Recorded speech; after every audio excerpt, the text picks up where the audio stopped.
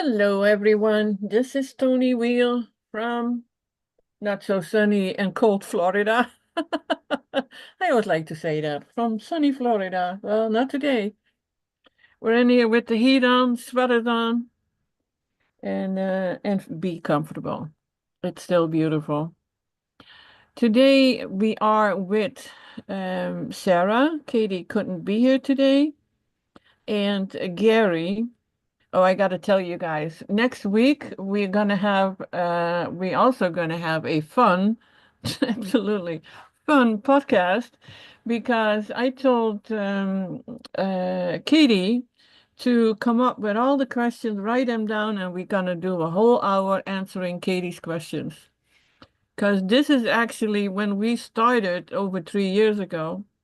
It was always Katie. She had so much questions when she was learning.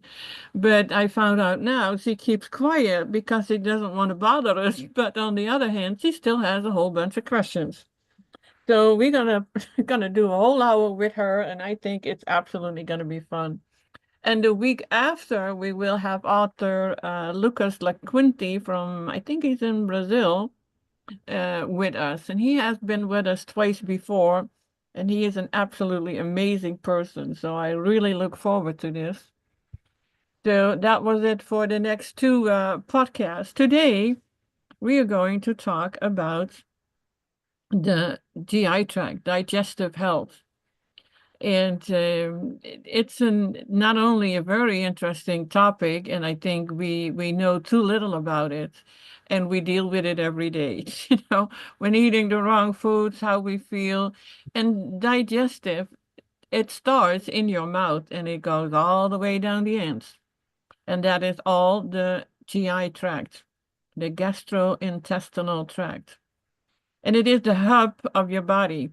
Digestion, absorption, elimination are critical functions the body needs to perform repeatedly for you to live and thrive. From the moment you introduce energy and chemistry into the body via the mouth to the colon, where it is eliminated, awareness of how this energy and chemistry are used is vital to your health. And you can tell I'm reading this because I sound different. Anyway, I made a presentation with all the information that we're going to talk about it, and Gary probably comes up with something more too. And I have it, the presentation again, as a PDF. I will start sharing my screen so you can read it all, even when you're not on the live, but come on later. And if you want to have this file, then you can email me. The source is at the bottom of the podcast. I have to thank Dr. Morse's team with Western Botanicals again for this because they put it actually they put it all together. And so the source is at the bottom of this PDF. You will see it later. And I absolutely suggest to check out their website too. Link is at the bottom because they have a ton of great information. They do regular blogs and webinars to teach.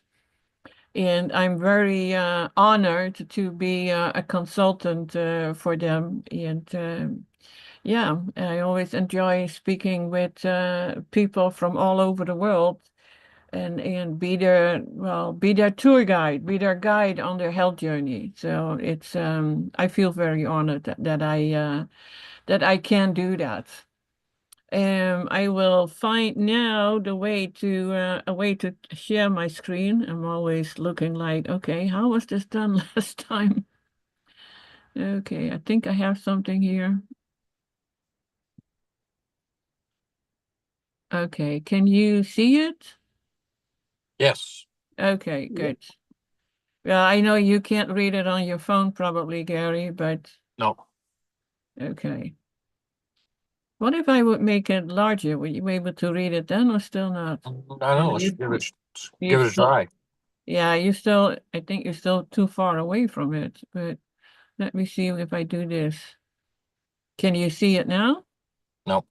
Okay, then we don't do it that way. Well, I sent it to you, so If you ever want to refer to it, it's there. Okay. I put my screen so I can see if there are any questions. And people, at any time, if you have a question, please put it in the chat. We love to answer them. And we will answer them live also.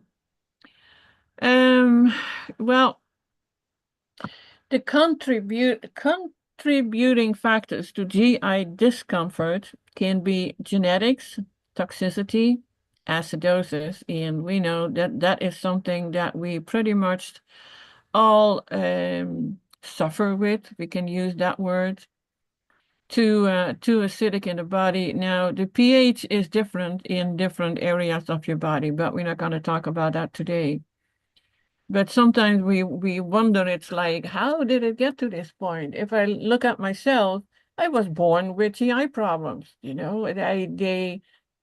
To say it bluntly, from day one, this little baby, or when I was a little baby, couldn't poop. So they had to do things to make it work. I was born with that. So that's definitely genetics. And so it says here, our lifestyle choices can either strengthen or weaken our inherent immunity and health baseline. Organs and glands can either be hypoactive or hyperactive due to genetic weakness or toxicity, creating imbalances in the body's functions and structure. The cumulative impact on the cell is what strengthens or weakens it. And when I look back, and you only learned that later, in life from what my mother had, my mother thought it was normal to have a bowel movement 2, 3 times a week. While we need to have it 2, 3 times a day, preferably right after we eat, not because that food already comes out, but because it pushes it down. I had learned years ago when I actually did a detox, a GI detox for the GI tract, was that I then finally, after an hour, had a bowel movement after eating. An hour after eating. Here in this presentation, it says 30 minutes, but for me, I stick with the hour. That is what it is. And yeah, there's even mentioning here from the pH level of the various stages of the digestion. 6.7, that's the average of pH of the saliva. And that is actually a mild acidity. Huh. I thought it would be over 7 of the saliva. And 2 is the optimal pH of the stomach. This is the most acidic phase of digestion because it is the primary location for the chemical breakdown of food. You can understand why food combining and easily digested foods are so important. 7 is the pH that you pronounce that chyme? CHYME? Yeah, it's converted, converted in the duodenum. My gosh, I get words that I know the words, but I never had to Is that pronounce them. duodenum? Is that duodenum? Yeah, well, I'm Dutch. I tend to pronounce everything that is in a word. That's not how our language is. But I think in English or American English, most of it is actually swallowed. This more alkaline pH prepares processed foods for entry into the small intestines for absorption and then propels the contents further into the large intestines. Cells begin to fail in their function as toxicity and acidosis set in and create an environment that inhibits the natural function of the body system. Now, here comes in the of course the food choices, but also often the way we combine the food. Because we eat everything together. For us, it was normal well, no, not every day, but on special days or, go out eating. You had a dessert after you had your full meal. And yes, of course, we always had belly aches afterwards, but it was delicious. Now we know to not eat any fruit after you had your meal with vegetables, potatoes, or whatever it is, grains, and always have the fruit first because it has a fruit has a fast rate of digestion, and grains in all the other foods have a slower rate. So then the fruit starts to ferment, and we don't want any fermentation. That is when you have gas and burping. So, and what it says here is acid foods and drinks have the potential to inflame and weaken the structure and function of the digestive tract, sometimes acting like glue in the intestinal walls, think potatoes, stimulating mucus production to protect the tissue. And I found a nice chart about food combining, and it is readable. It's not easy to read, and the one I was looking for, of course, I couldn't find. That happens. This one looks nice, and it is clear.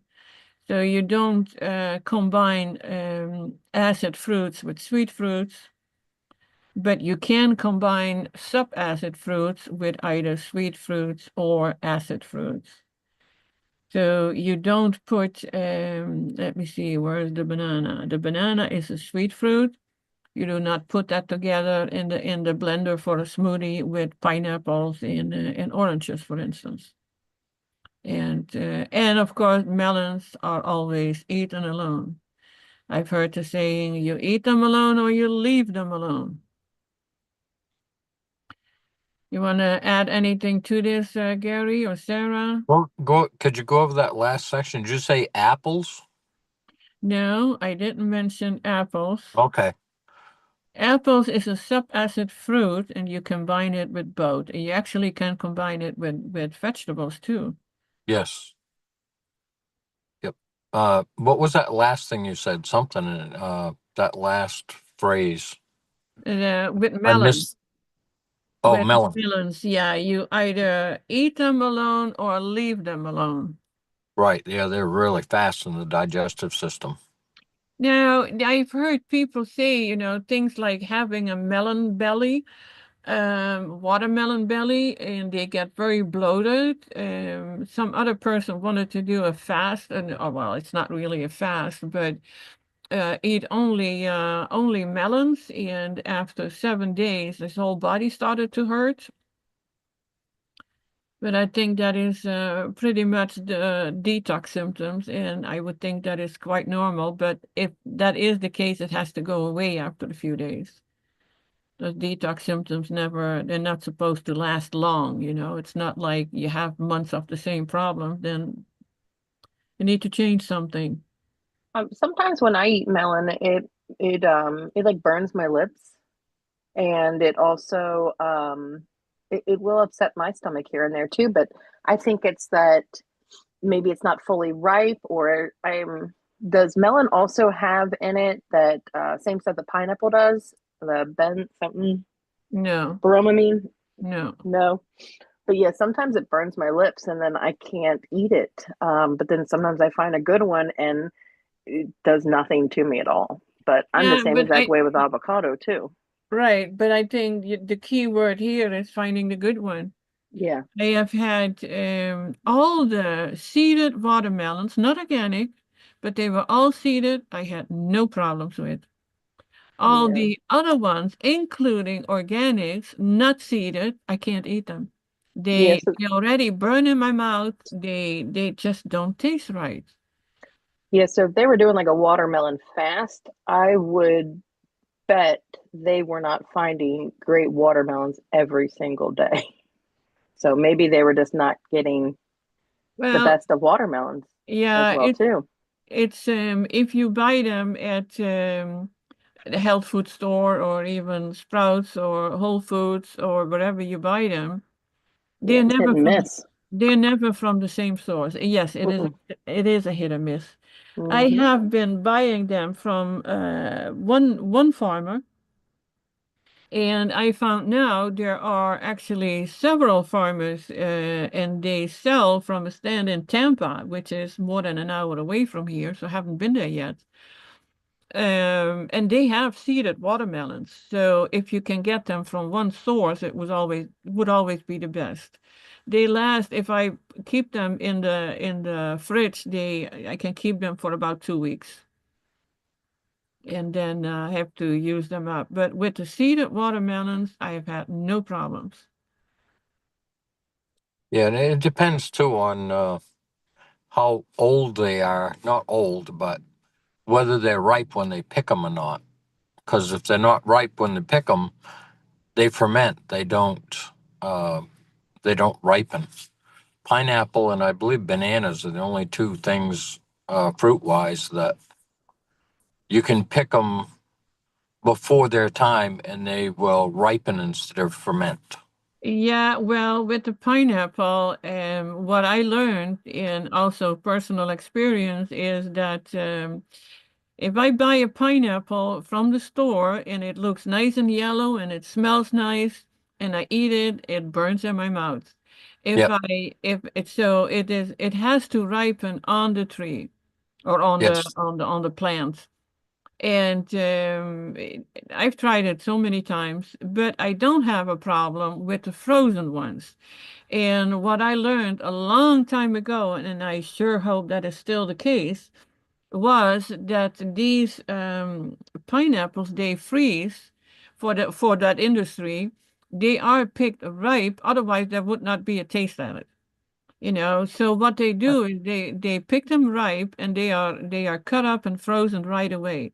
So that's why I can have a really tasty frozen pineapple, and that doesn't give me any issues.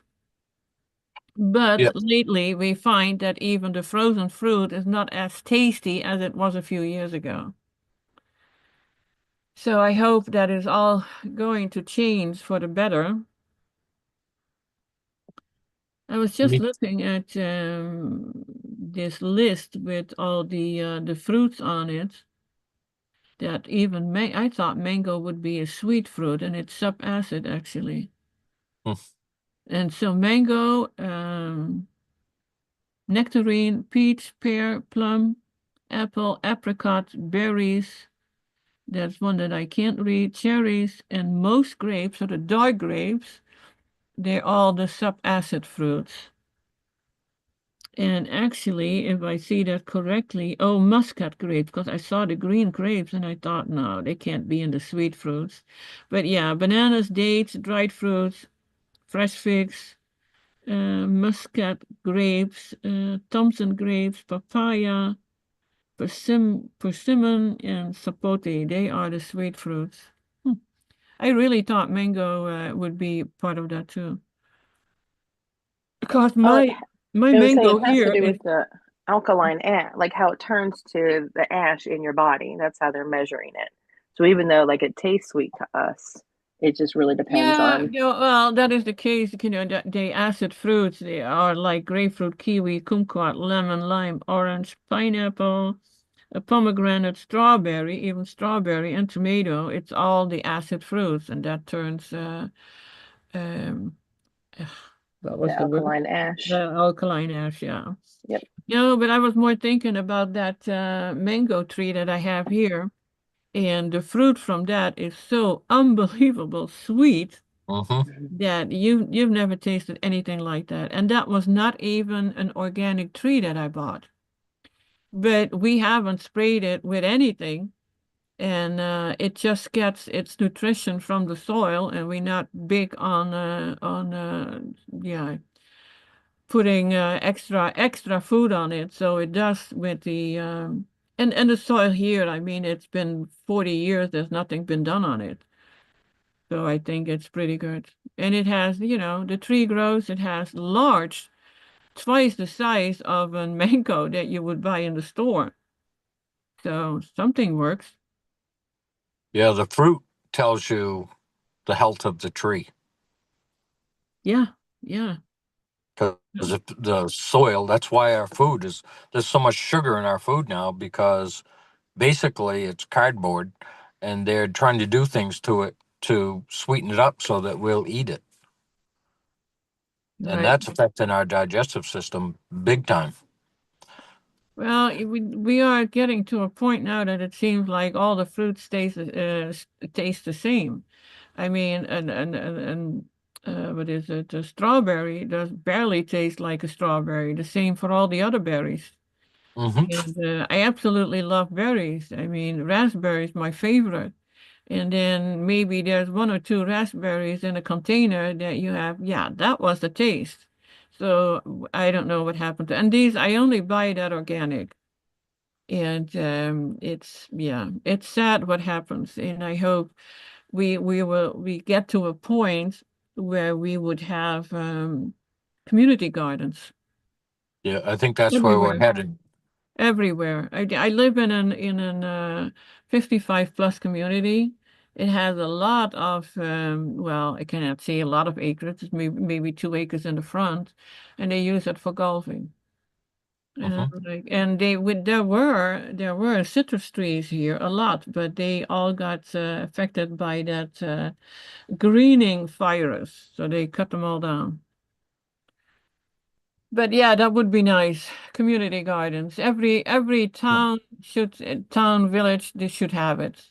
And I look forward, that it's gonna happen someday. Okay, let's scroll down, see what we have. Just think if the past 100 years science had been teaching people how to build food forests, how much food there'd be. Yeah. I have this group and website. It's called gardenofeden.social. And I post a lot of things about what people have been doing Mm-hmm. and tips. So I hope someone yeah can takes it too hard and it's like, okay, we can do that because it would be great. And Mm-hmm. but in a community as where I live, you would really have to, fight the people to get something like that done because yeah, it takes some work in 55 pluses. I mean, a lot of us are well, the people in the 90s here, Mm-hmm. so not as active as we all were when we were a lot younger. Mm-hmm. So yeah. I see a lot of people, or some people came on, Deborah, Sue, and Janelle. Hi, Janelle. I will talk to you soon. And yeah, still Happy New Year to everyone. And Ingrid, Sue, there too. I always love to see who was coming on, and I know that a lot of people are here and don't let us know that they are here. So it's good to see them. All right. We go to, yeah, let's mention the irregularities that we can have with our bowel movements. And there is one thing that I learned over the years, the importance of drinking water. And at every time I see many people I talk to, they have these, digestive issues. And it's always, how much water do you drink? Oh, not enough. And I think, okay, you eat cooked food, you don't drink any water, and you don't have a daily bowel movement. So here is the problem. Even if you don't want to change your diet, then please drink at least 3 liters of water and add that, to your, and tea and coffee is not included. By the way, coffee is dehydrating and you think it makes you go, well, it actually adds to your constipation. So coffee is no good because it is dehydrating. So Can you explain though? Because I hear that all the time too, that I can't go in the morning until I have my coffee. yeah, So, I that mean, one. I get why, but most people don't believe that. Well, because well, and maybe Gary, you had another idea about it, but what I learned is that coffee is it's an irritant and it's dehydrating. And when you dehydrate, you get constipation. But because it makes you go is that, and this is what I learned from Lauren Whiteman, and from the natural hygiene, and C says coffee is an irritant and the body wants to get rid of it ASAP. So that is why it makes you go, because the body wants to get rid of it. It's a stimulant to a healthy bowel system. But if you're impacted, fecal impaction, coffee is the last thing you want to drink because it is dehydrating. Your body is dehydrated. And there's supposed to be a lot of water in your intestinal tract, and your body draws it back out. And if it can't draw it back out, you have diarrhea. If it can't get in because you're not drinking enough water, you're dehydrated. The body is holding the water, and it won't let it in there, and it starts to cause constipation. And if you do it long enough, you're going to become impacted. I just was helping a friend of mine here in Quartzsite. His wife was impacted. And so I never met her. I never talked to her. But I said, does she like water? Nope. She like lemonade? Nope. Does she like that? Nope. Uh, all she drinks is coffee because in her mind and in his, when I said coffee, all she drinks is coffee. I said, well, coffee dehydrates your body, and the body's not releasing any water into the intestinal tract so that it can move. So it's stuck, and it can cause a pocket on where it stretches the intestinal wall and starts to break it down. And it can be anywhere in there. So when that is stuck, you have to physically go in and move it. And your breath, because of your diaphragm, you breathe in through your nose and you exhale through your mouth. And as you're exhaling, you start pushing on the stomach. It's in my videos, just crossing back and forth across the stomach and tapping it. And this starts to move that. And that's what he did. He told her how to do that. And in her words, she popped. Well, in other words, she went to the bathroom and now she's okay. But I don't know how much damage was done to the intestinal wall. And when you have a pocket in your intestines, the things that love to build communities there are parasites. And they're protected because everything is sliding by it. And as they're eating and going to the bathroom, more and more acidity is being built in that area. So, like I said, I don't know how impacted she was. It probably wasn't really bad, but she'd been going to the doctors and they couldn't move it because you have to move the body. You have to hydrate the body. So it's 2 glasses of water for every cup of coffee to keep your body hydrated. And so we're running that duality all the time where we can have too much water and we can have too little water. We have to find out what's right for our body and your intestinal tract, which is the river of life because everything flows through it. And it's not actually, it's in the body, but it's the only thing that has an inlet and an outlet. And everything has to flow through it. So as you're eating, depending on what you're eating and how you mentally feel about that, I'm having a cupcake, and I know these aren't good for me, but I'm gonna have it anyway. Well, that's your body's hearing that, it's listening to that. I'm gonna have this chocolate bar or this energy bar or this energy drink. And I know these things aren't good for me, but I love them so much. So you drink it. Well, your body is responding to that. And over time, it's going to cause a dis-ease in the body. And the intestinal tract and the stomach is one of the biggest ways. When you really learn to listen to your digestive system, to your stomach, there was a billionaire in Japan, and he made incredible deals, and they asked him how he did it. He goes, well, I always chew the deal and swallow it, and my digestive system tells me whether I should do it or not. So That's a good one. yeah, and Think about it, because if you're really sensitive, your stomach, you can get queasy. It can, all these different things can happen in your stomach, and it's trying to tell you something. So when it gets upset, or when you eat a food that's old, and your stomach starts to react to that, okay, it's telling you to stop doing that. If you eat and there's a lot of mucus, because your mouth is the beginning of your digestive system. So if you're eating something and you get a lot of mucus in your throat and in your mouth, and milk will do that, dairy products,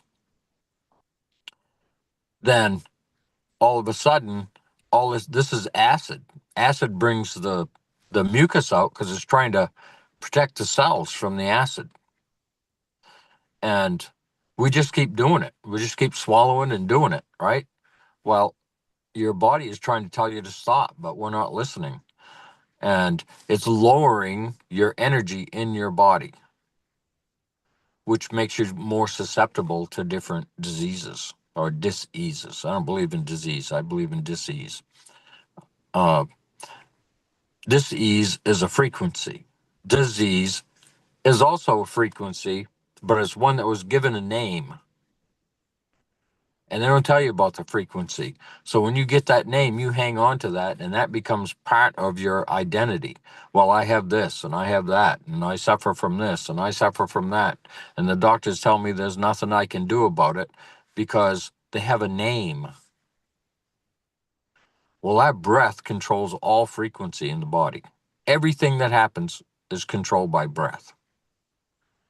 So if we get angry, we talked about that earlier. You hold your breath, right? When you're laughing, that's a high oxygen event, and anger is a low oxygen event. But high oxygen event, laughter, joy, happiness. That's why we do laughing yoga at the qigong class, and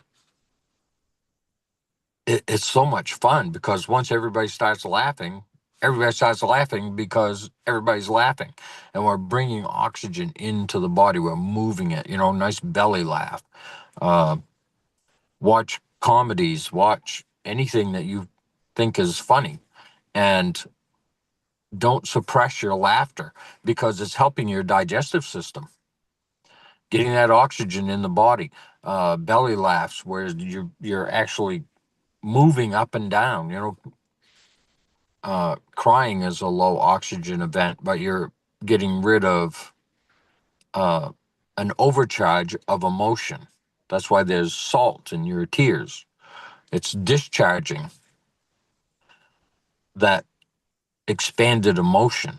And when it gets down to a certain point, you stop crying. And it may come up and you do it again, and then it come up and do it again. And after a while, you stop crying because you're not emotionally attached to that anymore, because your body has the wisdom to eliminate that overcharge so that you can move on with your life. This is all affects your digestive system. There's people that eat and it won't stay down because their stomach is it's almost like digestive paralysis from fear, and the body is reacting to that in a way that your digestive system is so out of whack, so out of balance, it can't digest that food, so it comes back up. It's kind of like a paralysis thing if it goes deep enough, if it goes for many years. So we have to be careful about what we're ingesting and how we're ingesting it and our circle of influence. I'm 5 days into a 10-day cleanse right now, where I'm not eating any solid food. Well, when you go places, most everything is based on food, from weddings to funerals to gatherings to going down to the meeting a friend at the local coffee shop and having something there, while you're while you're catching up on each other, what's been going on in your life. And those things can cause everything affects your digestive system, and your digestive system affects everything. Like, let's say that you're with a circle of influence that they go to so this is a pub where my friends play in this band. And when you go there, you're expected to buy something. So let's say that you buy a beer and you get a burger or you get a salad. Well, when you drink that beer, doesn't matter if it's beer, soda, carbonated water, doesn't matter. Anything that's carbonated is going to reduce the acid in your stomach. And that will affect how your digestive system digests that food. So if you drink anything, you'd want it a little bit acidic. And you're not even supposed to drink water when you eat.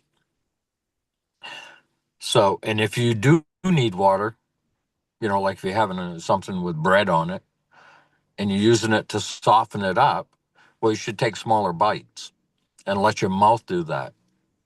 Let that process, chew more. Don't chew big chunks and then take a drink of water to soften it up and swallow it.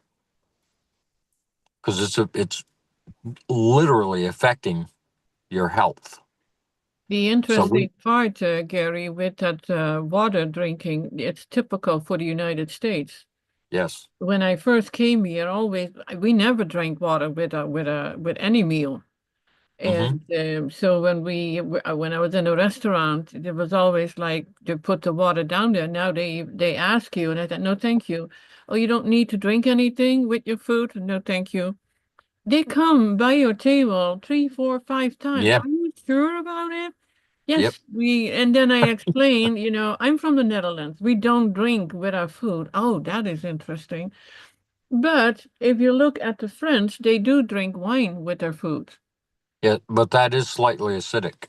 Yeah, and it is not much. It's a zip here and there. It's not, 2, 3 glasses. It's just maybe half a glass. The Germans drink beer with their food. On average, So Yeah. I've been there enough times to observe that. But in Holland, and I think they still don't. What we did do was drinking coffee after the meal, after dinner. Yeah, and that's slightly acidic. Yeah, but I have a lot of experience with problems with my GI tract, and that went what I said, constipation at first, then nervous, having stress, having diarrhea. I think I had half of my life I had diarrhea, and not that I was a nervous person, not at all. But it would be triggered. Of course, I drink coffee. I absolutely loved the strongest coffee that you can imagine. The espressos in not one cup, but several, and never asked, if it was good or not. That was just, I love the taste. Make it sweet. Anyway, but the fruit will definitely change things when you eat a lot of fruit. And it's not right away. I mean, if you just start on detoxing, you can go from 2, 3, 5 times a day, have diarrhea one day, have nothing the next day, and it's just, your whole body what was the word? I just had it in my mind. Okay. I draw a blank here. Adjusting. Is adjusting to your different way of eating. So, don't worry but when that all of a sudden changes, because that is normal. The other thing I was going to say, Toni, was that when you're around fruit, what starts happening, like at least for me, as soon as like if I smell like a good orange or a good piece of fruit, like oranges especially, I start to salivate, Oh and yeah. that is how it's almost like those are our instincts. Like our body, we saw it, we smelled it. Now we're salivating. Our body is already starting the digestive process before we even eat. That's why we can Yeah. see color. That's why we can smell the citrus. And, we start salivating. If you see a piece of rotting flesh, which that is what meat is, until you season it up or fry it up or butter it or anything, you don't salivate at that smell. Like, you don't. I have, in my industry where I've worked in the past, you definitely don't salivate. Nobody there salivates. But you bring me around a nice orange or a piece of fruit, my Mhm. digestive system starts to work immediately before I even put that piece of fruit in my mouth. So it's our instinct. Our body knows. We just need to quit taking thought and get out of the way of the body and start listening to what it's telling us. Yeah, That's true. that's what I found too when I once had a pineapple growing here by the house. And actually, yeah, that happens. You start salivating, and it's like the whole digestion is preparing for that food to come into the body. But I was too late. The critters already got it. So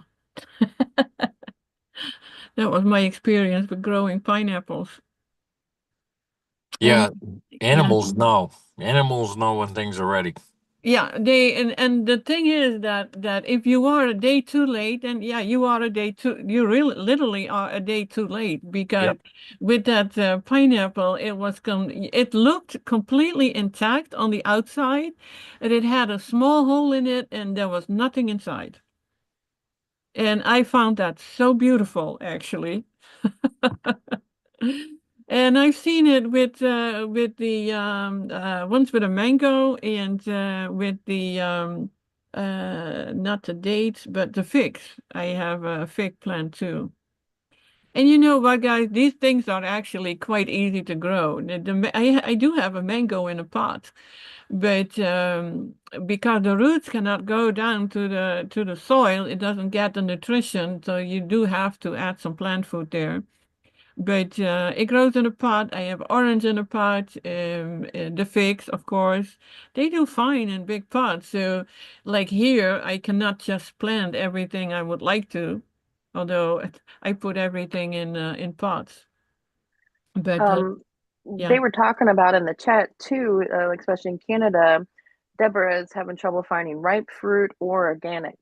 And I wrote in the chat too, just I mean, we can only do what we have available to us. So if you have to have tin or frozen, just God knows where you are in this phase of your life. So you just do the best that you can do at that time.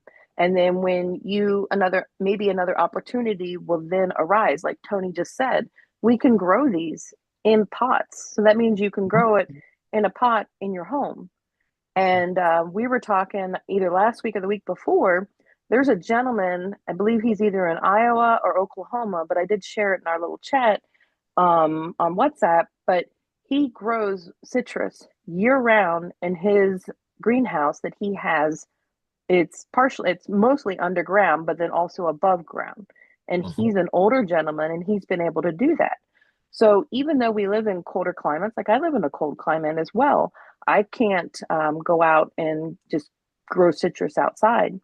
But now Toni's saying that, like, that's something I've always wanted to do. And I hear people that grow lemon trees inside their home as well too, which that's something I would like to try. So you just have to do what you can do and then learn about maybe permaculture or gardening, that kind of stuff. And keep in mind, it doesn't have to be citrus. We can grow apples right now, or I guess apple season's over, but we would have had apples. And then I know there's winter grapes and things like that too. So we just got to get creative and know that you don't have to eat the rainbow. We can mono eat, and that's usually the best thing for us. Imagine way back when you're just walking along, you come upon an apple tree, you sit down and you eat the apples there. You don't, oh, well, let me take a few of these apples, then let me walk over here and get some grapes. Let me walk over here and get some cherries. Cherry's another one that grows in a colder climate because they grow up in Michigan. But you sit down, you eat. So mono eating is good for you and it's really good for your digestive system. Oh, I saw that Ingrid had a question about um, In the Netherlands, the blueberries in the freezer at the supermarket had hepatitis A. Now, from what I know, is hepatitis is considered a virus, isn't it? And a virus doesn't live outside the body. Well, it doesn't live in the body either. That's dead. Yeah. It Yeah. has to have something to hook onto for some reason. And what we I learned a few podcasts ago, there are no viruses in nature. no, So, no. yeah. So no nonsense, Ingrid. And if your body is healthy, and you're doing all this anyway, I mean, usually a virus is just going to pass through you. I mean, you might have some upset, have some diarrhea, and get it right on out of you. The other thing, like we were talking about diarrhea, I remember years ago, my son was very young, and they talked about a vaccine to prevent diarrhea. And I was like, I looked at him and I said, wait a minute, but diarrhea is that's like the fastest way to get something out of your system, if anything is going on. And I'm like, we don't live in a third world country. We're not, worried about diarrhea here. But I thought that was the weirdest thing. Yeah. You said a vaccine, right? Yeah. Yeah. They have Yeah. a vaccine. There's like 50 more coming out for Mm-hmm. different diseases in the body because, you can't just give people enough stuff. And the aluminum, they're putting aluminum and everything else in the Oh, yeah. vaccines. So, Yeah. we're being Inundated with it all. aluminized. Yeah. And And aluminum goes to your brain. yes. And I never say like vaccines cause autism or anything like that. I think it's a combination of things that Hmm. just whatever. Um, but I was anti-vaccine, 18 years ago. And that was really hard in the beginning, like with school and stuff like that. And I can't even imagine how hard it was with the parents even prior to that, too. And Hmm. luckily, I live in a state where it wasn't forced upon us. He only had one issue when the teacher was pregnant. She just requested that he wouldn't be in her classroom. And I guess it had something to do with German measles or something. But that was the only issue we've ever had his whole school career. So, Yeah, and that affects the digestive system too. it does. From worry or fear or uh, feeling like you're going to be attacked or something like that. That goes because that puts you in fight or flight, and when you're in fight or flight, it shuts down the core of the body because the blood goes to the limbs because you have to run, hide, fight, or freeze. And what else are How? you not doing in that situation too? Right. You're not breathing. Yeah, you can't think right. Your heart rate and your lung rate is off. Your digestive system's off, and so through qigong, what I share with people is how to turn on the parasympathetic and pull the blood back into the core of the body so you can think right. Your heart rate is better. It actually will lower blood pressure. Um, your your breathing is balanced out again, and your digestive system is working. So all these people that are in fight or flight and have been there for years, their digestive system is really in trouble, which puts them in trouble because it's kind of the key to the whole thing, that river of life. What you put in has to flow all the way down through and come out the other end. And the more nutritious it is through proper hydration, nutrition, and oxygen going in there, and the blood is in there to help uh, bring energy and digestion. If that's not happening, because all your blood, not all, but most of your blood is in your limbs, then you're gonna suffer, and we see that all the time. It's some part of the chronic issue that's going on right now, is partly due to the digestive system, because they're putting chemicals in the foods and sugar in the food, and sugar will turn your energy down big time. I have a video on that I made that shows you what man-made sugar does and what fruit does. Fruit will light a light bulb the way that I do it in this conductivity light. And you can have that light screaming, and you put man-made sugar in there and you can watch the light dim. Well, that's your energy. And as you eat that, Okay. It's lowering your energy and you're forcing your digestive system to digest this poison because that's what it is a poison. We And have it's a taking, few, oh, sorry, Gary. We have a come few on. questions. Yeah, go ahead. I actually want to go with the one by Matt, and I will get to you in a minute, Lydia. It's Matt says we're supposed to get most of our hydration from our food, right? And people carry around water bottles thinking they're probably hydrated. Well, there are two things. Of course, you need to get hydrated from the water in our fruits, and all the fruits have a lot of water in it. Even a banana, 81% water. I never expected that. The thing is, when we are healthy, and I mean we detox, we're really healthy, we're clean. I would say yes, we get dehydration from our fruits. But we are not healthy. There are very few people that can say that they are really healthy. We absolutely need to drink the water. And it's not just for hydration. From what I learned is that the water from fruit gets into the cells. The water that you drink is, what was the word? Interstitial? Yeah, interstitial Yeah. pathways. Yeah. And it helps you with your bowel movements. It helps you with when you have a headache and you drink a glass of water. People think they take a painkiller for a headache and drink a big glass of water with it. What got rid of the headache? Was it the water or was it the painkiller? And if you just drink a glass of water when you have a headache, then you will see the headache goes away. It's we've seen it with kidney pain, lower back pain. I mean, I've had that throughout my life. Now I know it's like dehydration. Eating, even if I would drink 3, 4 liters a gallon of fruit juices in a day, that would not go away. But if I drink a big glass of water, it will go away. So I think that water is a big part of your hydration. You And can't- but if you see people, I talk to people and I think, yeah, well, I drink a lot. How much do you drink? Oh, at least 3 bottles in a day. That is 3 bottles, 16-ounce bottle. That's nothing. And when you eat cooked food, which dehydrates you, you need to drink more. And you will really see when you start doing that. I mean, natural hygiene is that you need to drink at least a gallon of water. And there's no way I would be able to, and I know I shouldn't say it that way, Gary, but I know. I'm There's, a terrible water drinker, as you all know, but Lauren yeah, also says yeah, too that we're supposed to drink distilled yeah, water. but when I drink less than 2 liters of water, I wake up at night and my legs cramp up. If I Hmm. drink more than 2 liters, I don't have that problem and I can sleep through the night. So yeah, we do need to drink water, but it is like how much?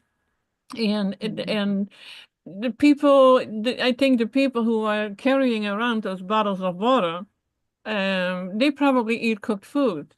And so yeah, it is a big part of hydration. And I do want to get to Lydia because that is One actually, more thing I oh, wanted to say on sorry. that is water is also it's the distillation process in our body as well too. So yes, it is hydrating, but it also helps to gosh, Dad said this a long time ago. It was like some kind of rhyme or something, but water is the distillation of something. So think about it like if you have mucus, or something that we can actually all see. If you have like if you've ever made fudge or something like that, what is the only thing that starts to thin that? Like a hot water or something, and it starts thinning that sugar or something, like thinning it out. Think about that as in our body. That happens in our body too. The water passing through is thinning out any kind of mucus secretions or something that need to exit our body. So Right. water is a great distiller within our body as well too.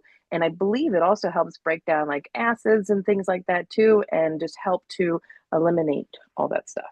Yeah, it carries the toxins out. Hmm. This was a question for you, Gary, from Lydia. What is the best breathing exercise for GI tract related dizziness heart surges and chest pressure. And I know you just talked about it a little already when I saw this question coming in. But what is the best breathing exercise? So the best one for that particular thing, and there are movements that go with that, and you can see that in the videos, but in through the nose, breathe in through the nose, nice long, slow, deep breath, and then exhale through the mouth, long, slow exhale, longer than you inhaled. That's what turns on the parasympathetic, the rest, digest, and heal, and pulls the blood back from your limbs. If you're rapid breathing through your mouth, which is a sign of the sympathetic nerve being turned on, which is fight or flight, then the blood leaves the core of the body and goes out into the limbs. So that's the duality of the energy. Energy comes back in, gives you vitality, and then it goes to the limbs because it's no time to think, there's no time to digest, there's only rapid heart rate and the rapid breathing of the lungs through the mouth, almost like panting like a dog. And I'm not saying we're dogs, I'm just using that as an example. Uh, uh, so when we're in fight or flight, we're scatterbrained. And if you don't know how to get out of that, you will suffer for a long time. So hopefully I'm answering this question. When we breathe with purpose. We breathe in through the nose.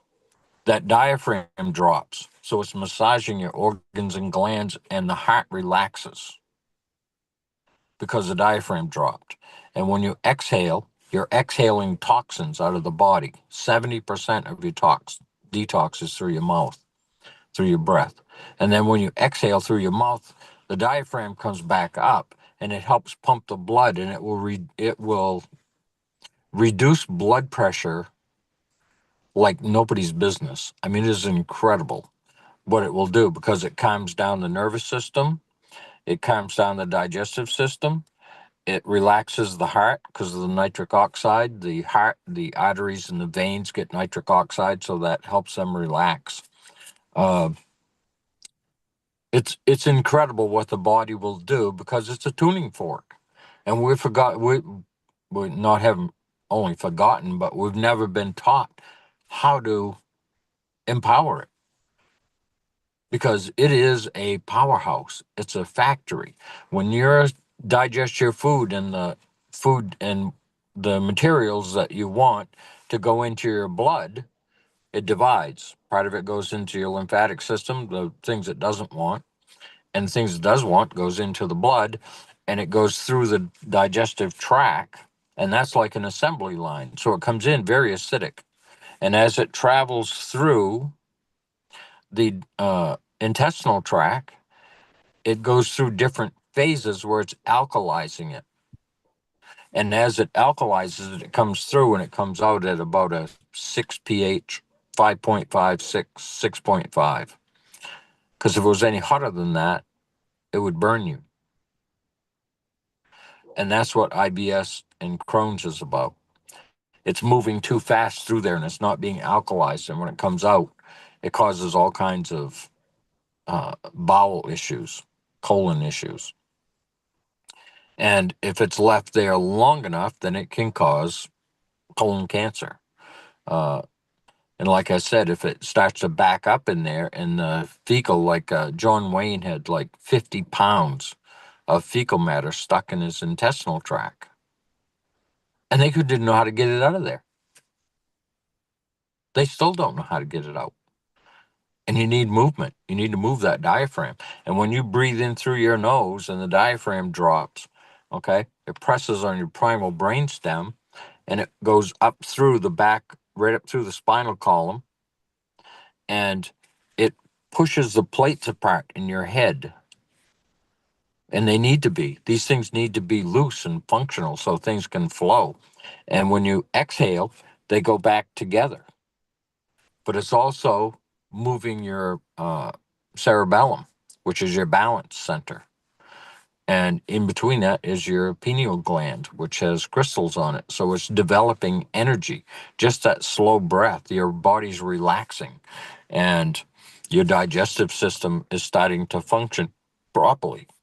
So these are the things that really matter. And if we're going out and having carbonated drinks, which is huge, sodas with their lunch, or all these different carbonated drinks, it's alkalizing your stomach acid, and then you can't digest your food properly. And we went over that earlier.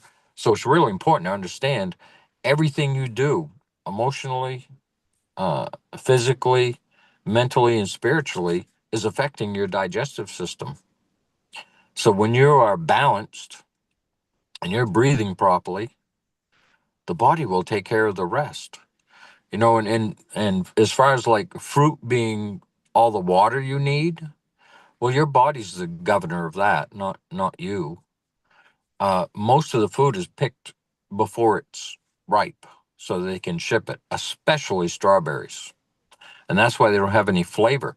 They get the flavor at the last 2 weeks before they're ready to pick. That's when the flavor comes in. Well, they're picking them, and they're kind of like cardboard, and they're sour, or they have no flavor at all. Because a good ripe strawberry is mind blowing how delicious it is. But the people today and the kids today, they don't even know what good food tastes like anymore. And they probably wouldn't like it if they did taste it. And our taste buds are a big part of our digestive system. We have sweet and sour and pungent and all these different things, these taste buds in there, and they're in different zones on our tongue. So in the back of the tongue, there's one taste bud back there, and I can't remember the name of it right now. I did a video on it. I think it's TS1R2. There are thousands of scientists all over the world trying to figure out the right combination of salt, fat, and sugar, man-made sugar. Because when it hits that taste bud back there, it releases endorphins, and your body gets a charge of feeling really good. And then as it starts to digest it and it starts to go away, all of a sudden your body's going, I want more of that. I want more of that. And you end up eating and eating and eating all this food that's not good for us or good for them. Uh, it's incredible how sensitive our digestive system is, but it's also incredible how strong it is. Because we feed it poison more than 3 meals a day, because that's what we're trained to do. We're overeating all this synthetic food, and we're not putting any good hydration in there, live hydration. Juices from fruits, berries, and melons, and not concentrate like you get in the store, and not pasteurized, real. It has enzymes and electrolytes in it, and it helps charge the body, and it helps digest itself. It will digest itself. And when you eat it and it goes in there, it's digesting itself, and it gives the pancreas and the adrenals a break. But if we're eating them before they're really ripe, that liquid is not quite as powerful as it should be for the body, nor is there as much juice. I remember when I was a kid, you'd bite into a fruit and it would run down the side of your face. Juice was like you had to hold it out away from you to keep it from dripping on your clothes. I don't know, I haven't had a piece of fruit like that in a long time. And it was delicious. And the pears and everything. I mean, and they're all self-digesting. So that's why fruit takes the burden off in the adrenals and the pancreas, because when we eat a solid meal, it takes about 60% of our energy to digest that. And if it's got a lot of sugar in it, you're already lowering your energy, plus you're forcing it to digest that food. So we really have to be careful what we're putting in our body and why we're putting it in there and what effect it's going to have. And if you listen to your body will tell you. Matter of fact, you can just hold a pear in your hand, or an apple, or a lemon, hold it in your hand next to your heart, and ask, is this good for me? If your body goes forward, it wants it. If it goes backwards, it doesn't want it. And not everything that you're eating every day that you think is good for you doesn't mean your body wants it every day. Let your body guide you. Go into the live food section where there are no labels and everybody's trained. Oh, I need to read the label to see what's in that. Well, you don't know what's in it because that label is lying like crazy. There's 262 different names for man-made sugars. So as you're going through that, these names, if you don't know them, that could be mostly sugar in there, but it only says a name that you know one time. That's sugar. And it might be the third ingredient, right? So you look at it and go, well, that's not too bad. But there are two or three other ones in there. So it's actually more sugar than it is food. And that will cut the power right off your mitochondria. Your mitochondria is the engine of your cell. Yeah. And so I guess I'll stop my rant right there. But Well, you know what, Gary? If you need to read a label, then it's not food. Okay, that was, that's just it. yeah, Matt had another question, and he says, Dr. Morse says you can always regrow hair as long as you do the detoxes correctly and keep your diet alkaline.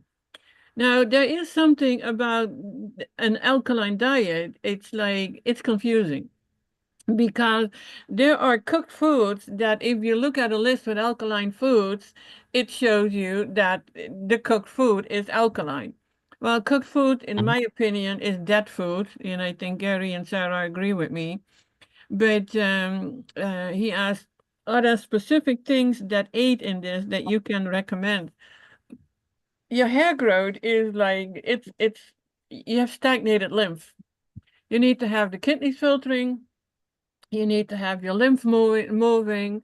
And I'm going to say that now you need to follow Gary's advice with the breathing, the sensing, and opening of the six lymphatic gates. And I think that those things are as crucial as eating the right foods are. And I've seen people that said I've been on an alkaline diet for years, and then I see what they have been eating. It's like, yeah, there's no wonder that, you're not feeling well. So be cautious with that. I just posted a link to mucusless foods, and I hope I typed it all correctly. I think so. And that shows you what certain foods do in your body, what is mucus forming, and what is not. And all the things that are listed in green are the foods that you can eat, a lot of fruits, a lot of veggies in it that you can eat for detoxing. And then from 1 to 7 are the foods that you use for transitioning. There is some cooked food in there, but it is to ease into the all fruits or the high fruit diet. And it is something that you can use as an maintenance diet. After you say, okay, I'm done detoxing, I want to eat something else, look at the list from 1 to 7, then that is okay to eat. Always stay on low fats. You don't need as much fats as people have been eating. And yeah, high fruit in veggies in your water. And it doesn't matter well, it doesn't matter. Of course, it's always best to eat the fruit. And then I feel that second best would be the smoothies, but we combine several fruits. And I love the idea of monofruits, and as Gary already explained, and then second comes, or third comes the juices. So it is, okay, yeah, so the link works. And that list with the mucusless foods also shows the things that you were thinking, oh, they're so healthy, but they are mucus forming in your body, and you want to keep that as low as you can.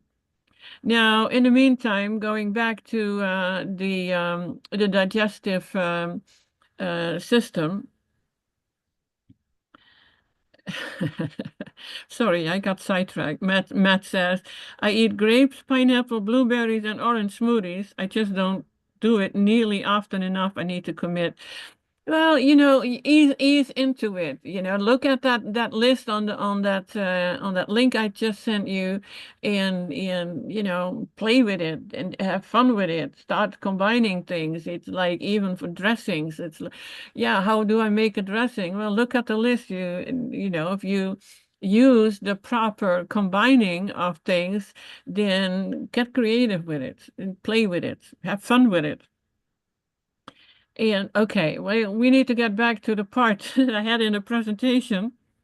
And this goes, and I have been scrolling it so that everyone could read it because I don't need to read everything that is in there. This part is actually the function of the digestive organs, and the liver is a big, big thing.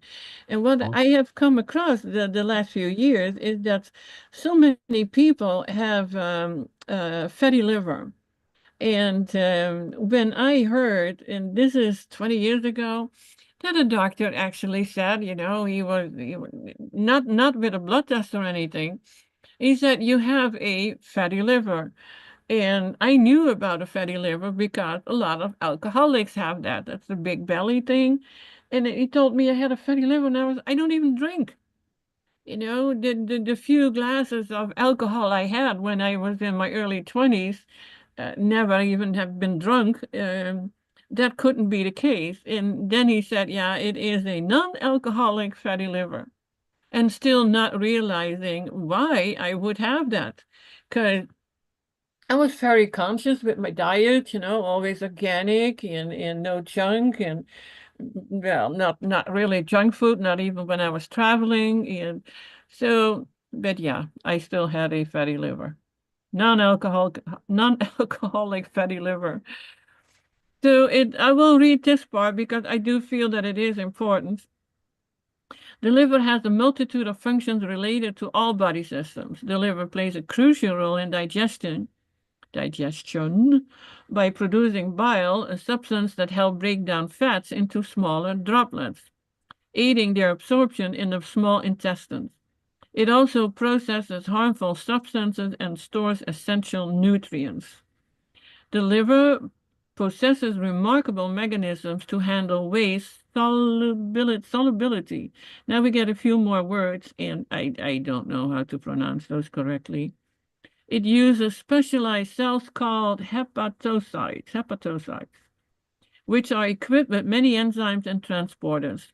These hepatocytes convert waste products into more soluble forms that can be easily eliminated from the body.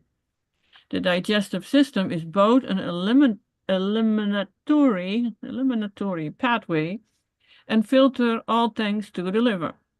All the blood leaving the stomach and intestines must pass through the liver, where toxins such as drugs, alcohol, and metabolic byproducts are removed through a process known as biotransformation. The liver then uses this waste filtrate bile to further break down our food in the small intestines. Once its role in digestion is fulfilled, the bile continues its path through the intestines. Most bile is reabsorbed in the lower part of the small intestine and recycled back to the liver through a specialized circulation system. This recycling process allows the liver to reuse and optimize bile production, ensuring efficient fat digestion and absorption. The rest of the bile remains in the feces, giving it its characteristic brown color. And it's what, and then, we'll get to this, but what I was thinking of right away, and then they take with so many people the gallbladder out. Mm-hmm. So that whole process now doesn't work as it used to. And I found this very interesting. I was 19 years old when my gallbladder was taken out. 19 years. And the doctors then said that was his first case in his 30 or 40 years of being a surgeon. And now we see this a lot. it's like it's almost normal, and we spoke about that before, that I even learned from a client that they removed the gallbladder to prevent future problems. And I was like, this is unbelievable. To me, this is criminal. And I managed to stay away from surgery for a year until it was, even a glass of water or a sip of water would activate everything, and I was in severe pain. So I ended up with an emergency surgery at 19 years old. So the gallbladder is a small organ located beneath the liver on the right side of the abdomen. The gallbladder stores and concentrates bile produced by the liver. When we consume fatty foods, the gallbladder contracts, releasing bile into the small intestines, where it breaks down and emulsifies fat-soluble vitamins and fatty acids for better absorption. Although we can function and digest without a gallbladder, our ability to digest fats is highly reduced, requiring specialized low-fat diets. They never told me that. They didn't put me on a diet that was just like, here you are. And so I didn't know, so I didn't pay any attention to this item. Now, what we do see lately, too, is a lot of pancreas issues. And that is kind of scary because we know we've seen celebrities who had pancreatic cancer and, what they had been going through. But the pancreas is both an organ of the digestive system and of the endocrine system, which we, 2 weeks ago, talked about. Digestive enzymes such as amylase, lipase, and proteases are all produced by the pancreas. These enzymes help break down carbohydrates, fats, and proteins for the digestive system. Sodium bicarbonate is also produced by the pancreas to neutralize gastric acid, so it does not damage tissues after its role in the stomach is complete. The hormones insulin and glucagon are produced by a small glandular portion of the pancreas called the islet of Langerhans. I have never heard that. Insulin and glucagon, is it glucagon or glucagon? Both help relate blood sugar levels, and we see a lot of weaknesses in the pancreas. Now, all these weaknesses that we keep talking about it's all related to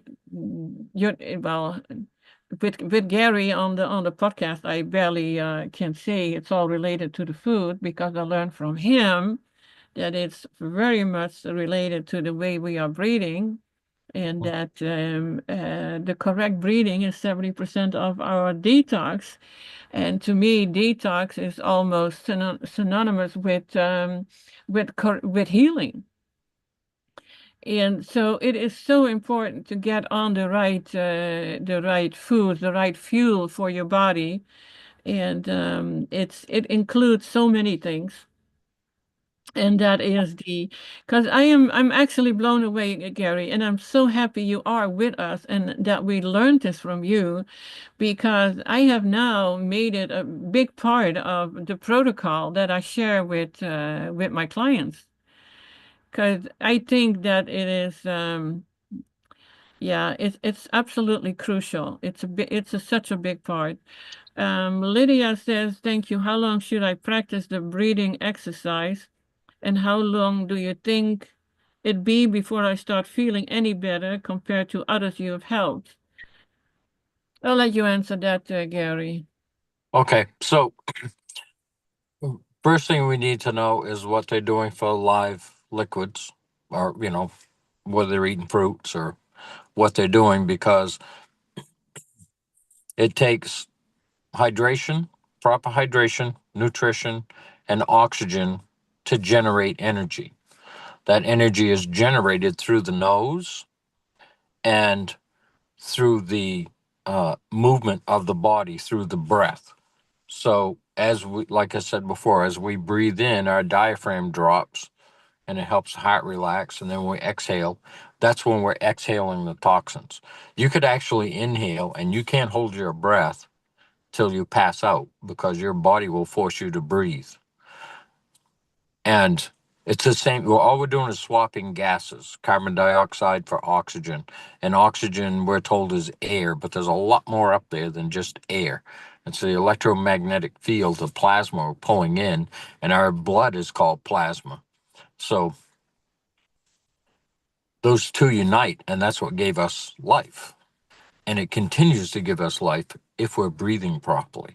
So I would suggest in through the nose and out through the mouth with good hydration, nutrition, and oxygen getting in there, which is part of your breath. And you can actually feel the results in a matter of minutes. I've had people in class that we just had them do 5 slow breaths in through the nose and out through the mouth. And I've done this on calls and everything else.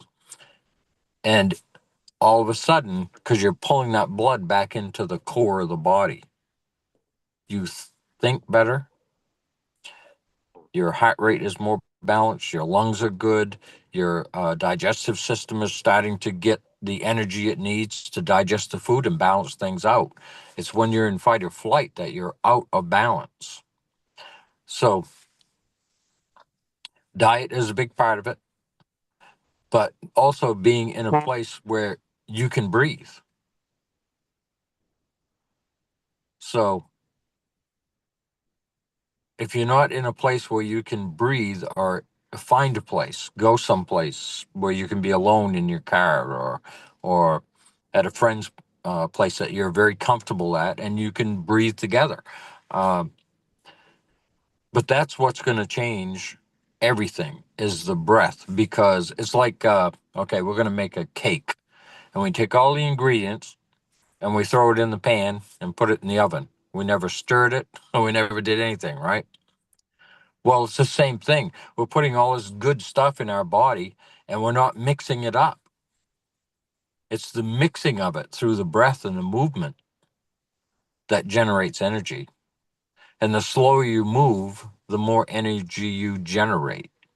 That's what heals your body. The energy that came through you and out into the womb was electrical. And it connected with the egg, and that's what I call the Big Bang, is when those two things meet, there's an electrical spark there. Bang, and life is given. So as you're going through this and you're learning how to breathe and you're doing belly breaths, I mean serious belly breaths, your rib cage is called a cage for a reason.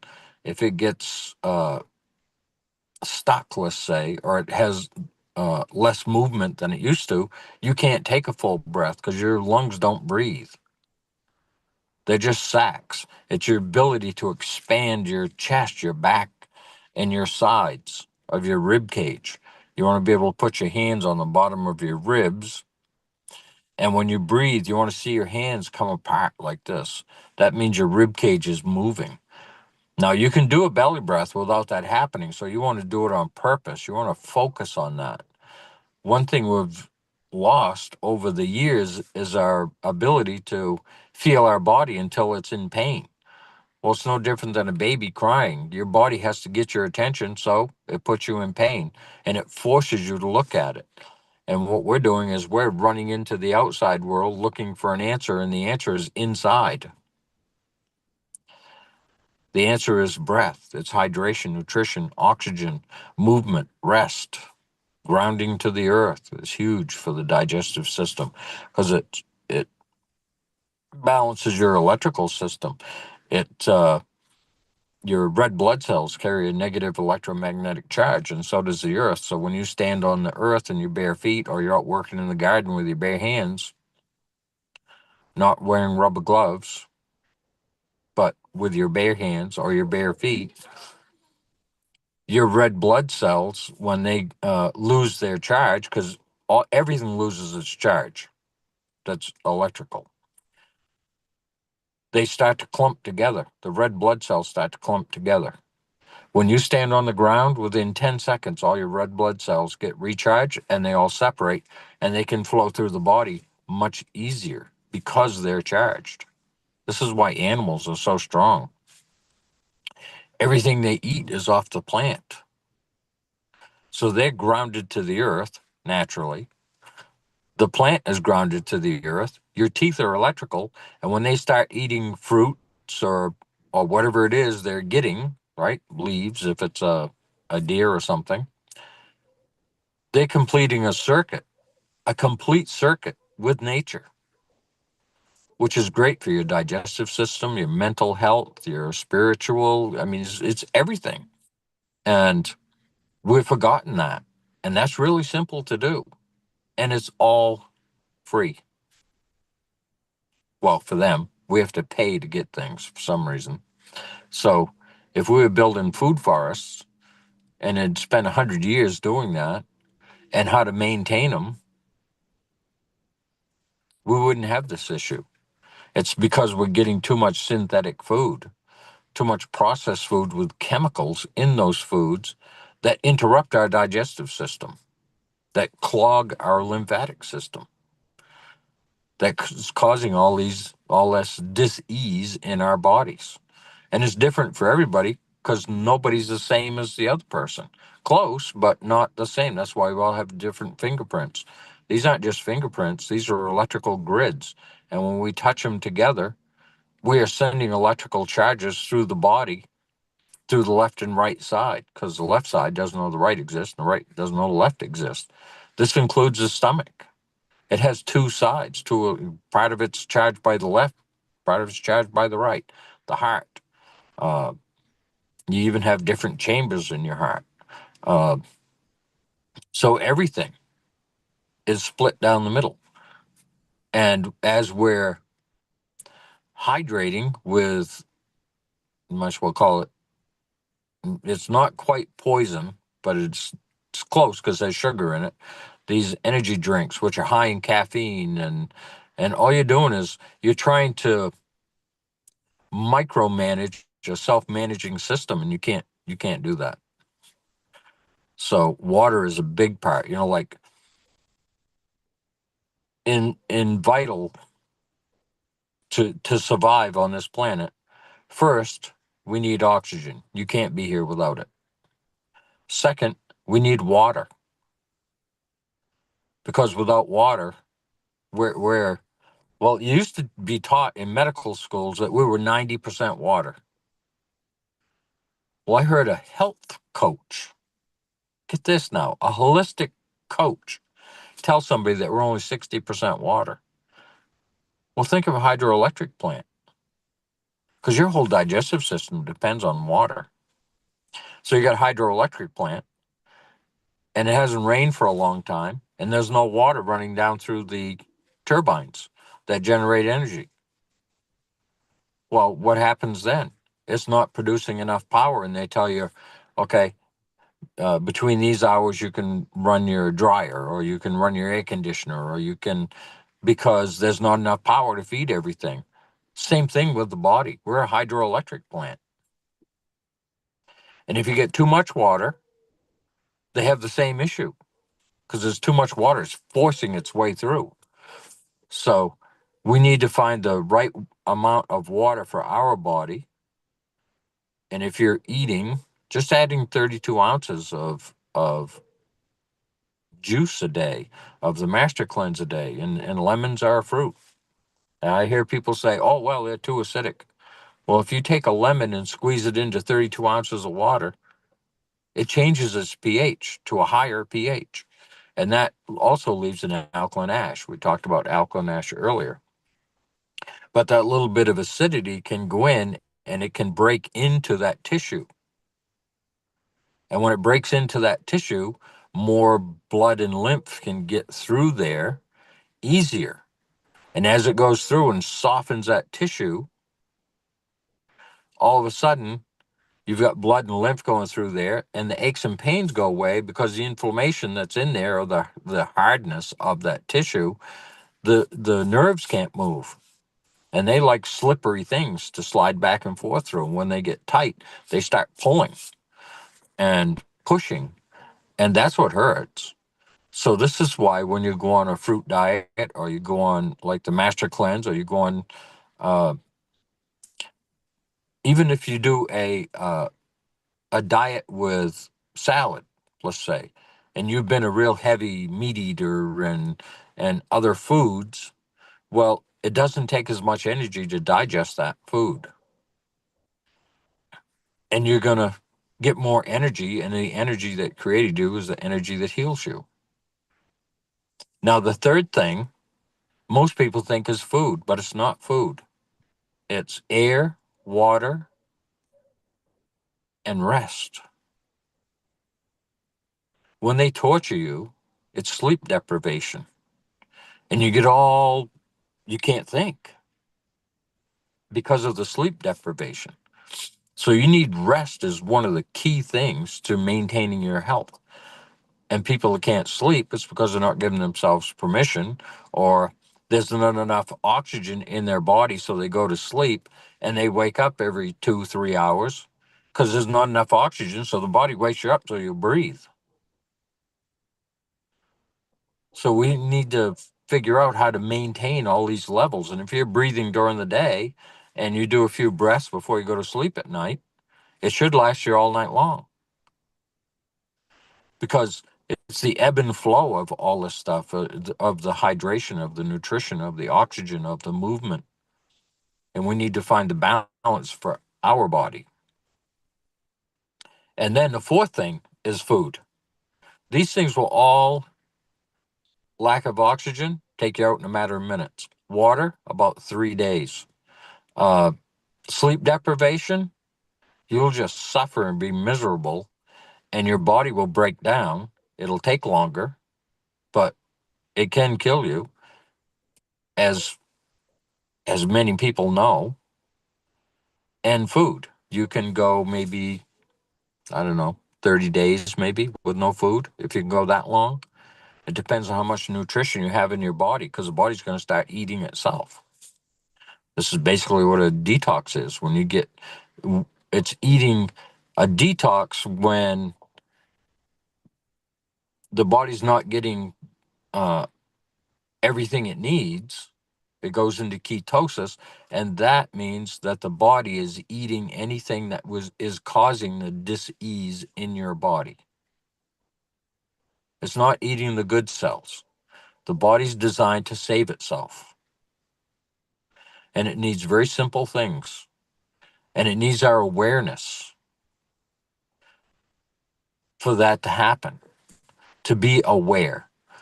Oh, I have an ache over here. Well, what's right with your body?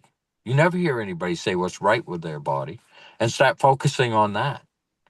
And know that what is right with your body will help heal what's wrong. Yeah, Gary, but people don't want to hear that you're doing good. Well, I know, but just do it for yourself. Yeah, I know. I'm sorry to butt in again, but we're way past way past. We're a little past an hour and a half. Oh, And okay.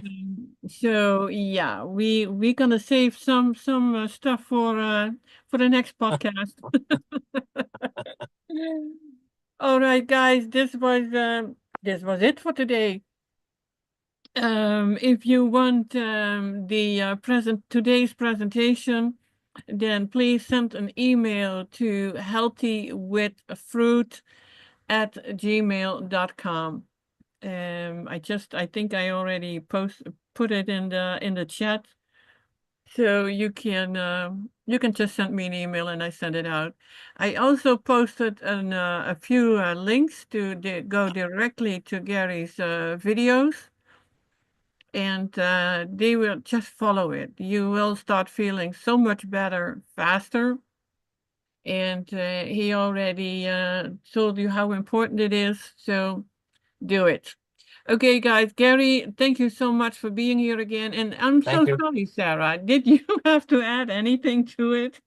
No, I just want to say thank you very much. Of course, I learned something new again today, and I love all these. And thank you so much, both of you, for your information. But maybe we well, no, we have a thing lined up, but let's definitely continue on to the digestive system too, because we didn't really even touch on like the immunity and stuff like that, how your digestive system affects your immunity, and truly how everything just really runs hand in hand with everything. Yeah, well, I'm sure it will come up in any of the next podcasts, or you just bring it up. Yeah. Absolutely. Thank you both again. Okay, thank you, Sara, for being Thank you. here. Again, thanks, Gary. Thank you, everyone who was here. I hope you enjoyed it. Give us a thumbs up, subscribe so you get the announcements. And I would say have a beautiful, beautiful day until the next time, and keep breathing. Bye-bye. Bye-bye. Bye-bye.